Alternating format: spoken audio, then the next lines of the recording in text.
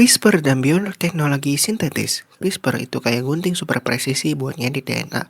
Dengan alat ini, manusia bisa bongkar pasang gen. Bukan cuma buat nyembuhin penyakit, tapi juga nge-custom tubuh dan sifat.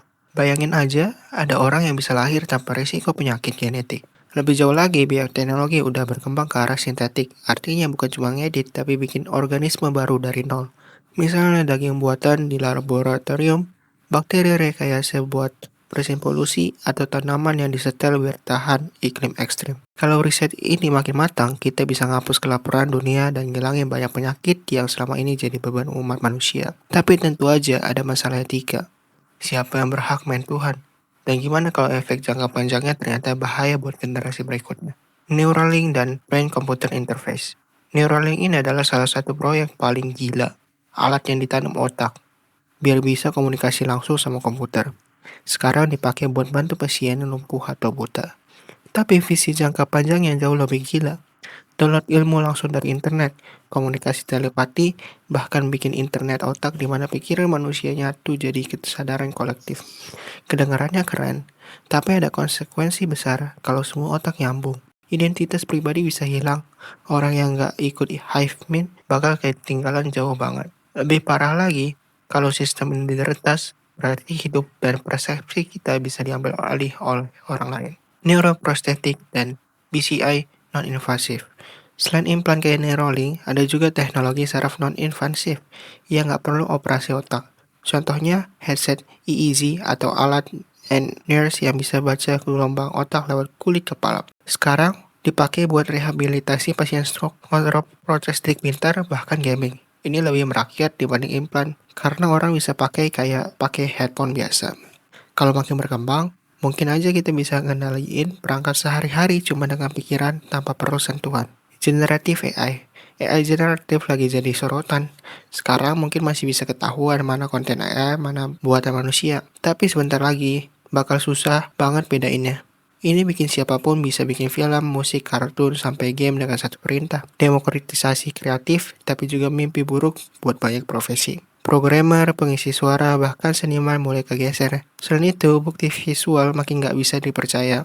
Foto atau video bisa palsu, tapi kelihatannya nyata. Akibatnya, misinformasi bisa nyebar lebih cepat dari sebelumnya. AGI. Kalau AI sekarang masih spesifik, jago di satu hal, AGI itu level dewa. AI yang bisa ngerti, belajar, dan pikir kayak manusia di semua bidang. Begitu AGI muncul, dunia kita bakal berubah lebih drastis daripada lompatan manusia dari zaman batu ke zaman modern. Ada prediksi AGI bisa hadir secara cepat di 2027. Begitu AGI bikin AI lebih pintar lagi, bakal terjadi ledakan kecerdasan. Bayangin, jutaan peneliti digital kerja non-stop, masing-masing lebih cepat 10 kali lipat dari manusia. Penemuan ilmu bakal lebih meledak, obat semua penyakit, energi baru, bahkan teknologi sekarang aja nggak kebayang. Tapi sisi gelapnya juga gede. Senjata pemusnah massal mungkin bisa dibuat siapa aja, gampang banget.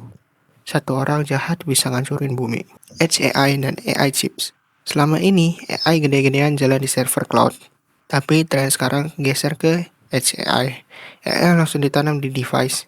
Chip khusus kayak TPU, NPU, bikin HP, kamera, atau mobil bisa punya AI bawaan. Hasilnya, IoT makin pintar, rumah, kota, bahkan sistem transportasi bisa nyusahin diri real time tanpa harus kirim data ke server pusat. Resiko privasi lebih kecil, tapi juga bikin persaingan teknologi chip makin panas. Quantum computing. Komputer kuantum bisa nyelesain masalah yang komputer biasa mustahil kerjain. Google pernah nunjukin, perhitungan yang butuh 10.000 tahun di komputer biasa, selesai 200 detik di komputer kuantum. Ini bisa bikin ledakan penemuan baru, obat, material, simulasi ilmiah. Tapi di sisi lain, semua sistem keamanan digital bisa hancur kalau kuantum nggak segera ketemu solusi baru. Climate tech dan geoengineering. Krisis iklim bikin muncul teknologi emergent di bidang energi dan lingkungan. Ada direct air capture buat nyedot CO2 langsung dari udara, baterai raksasa buat simpan energi terbarukan, bahkan ide kontroversial kayak geoengineering, memantulkan sinar matahari balik ke luar angkasa biar bumi makin dingin. Ini bisa jadi jalan keluar dari krisis iklim, tapi juga berbahaya kalau salah kelola. Karena pada dasarnya kita lagi utak-atik sistem iklim bumi kayak main tombol AC. Internet of Things (IoT). IoT bikin semua perangkat saling terhubung, dari lampu, rumah, mesin cuci, sampai sistem kota. Dengan AI, semuanya bisa otomatis sesuai kebiasaan kita. Kota pintar bisa bikin lalu lintas lancar, kriminalitas ditekan, sampah terkelola. Tapi ya, makin banyak koneksi, makin besar risiko diretas. Bayangin kalau semua sistem kota dikendalikan oleh hacker. Blockchain dan Web3 infra. Blockchain bisa jadi fondasi keuangan baru. Mata uang kripto memungkinkan transaksi transparan, sulit dipalsukan, dan bebas dari inflasi berlebihan. Selain uang, blockchain bisa dipakai buat ID digital, rantai pasokan transparan, bahkan sistem voting anti manipulasi. Masalahnya kalau pemerintah nggak punya kendali, pajak dan regulasi jadi sulit ditegakkan. 3D printing dan manufaktur lokal.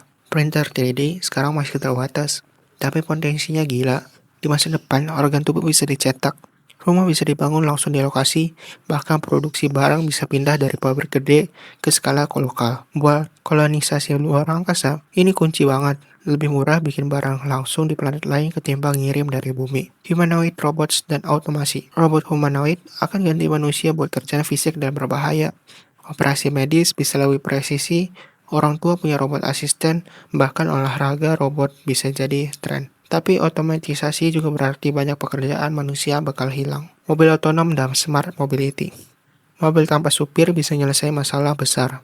Kecelakaan lalu lintas, nggak perlu SIM, nggak perlu latihan nyetir. Transportasi lebih efisien kalau digabung dengan kota pintar. Tapi masalah etis muncul. Dalam kecelakaan, siapa yang harus diselamatkan lebih dulu? Penumpang atau orang di luar? Starlink dan satelit internet.